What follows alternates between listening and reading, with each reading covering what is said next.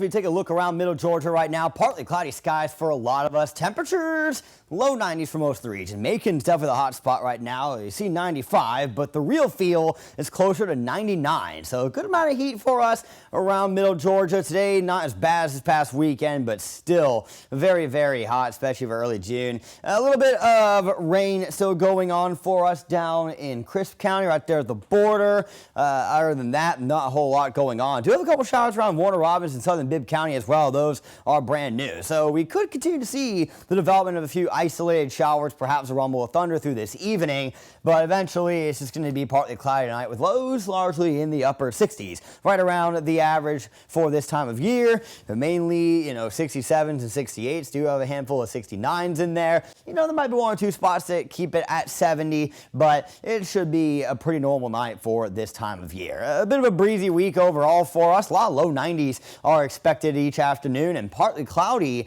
as well. We're not going to have a whole lot in the way of rain odds tomorrow. I don't think they'll be slightly higher as we go into our Wednesday, but the rain chances overall this week are not going to be very high. There are two things that are essentially setting our weather pattern as we go for this week, because you're like, where's the fronts? Where's the highs, the lows? I mean, okay, there's a little stationary front up there, but that's not what we're worried about. There is high pressure off the coast. You can actually kind of see it right there, just lurking off the screen. And then there's low pressure down in the Gulf that is developing quickly and is going to be the main topic to follow kind of as we go through this week down here near Mexico. Potential tropical storm 1 could also earn the name Alberto as we continue through this evening. That is the first name on the 2024 Atlantic hurricane list. But as you can see, middle Georgia, we are over here and we are literally right between that low and the high. And as a result, our wind is coming in from the east and then eventually kind of circulating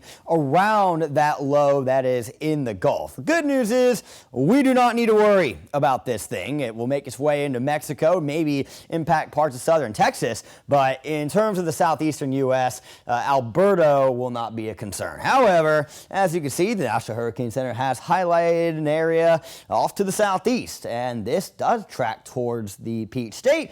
30% chance for development over the next week. That will be something for us to follow. Here is the cone of uncertainty for 1, as you can see, just right there into Mexico. Not something that we are going to need to worry about here in middle Georgia, which let's get a quick look at the rest of your evening. Those spotty storms kind of remaining possible while the sun's out, but then don't need to worry about them the rest of the night. Partly cloudy tomorrow, a little breezy. Gusts up to 25 miles per hour coming from the east, accompanied by high temperatures in the low 90s and partly cloudy skies. A little more cloud cover for us as we get into Wednesday with a slightly elevated rain chance when compared to tomorrow as well. I'll have your extended forecast coming up in 10 seconds.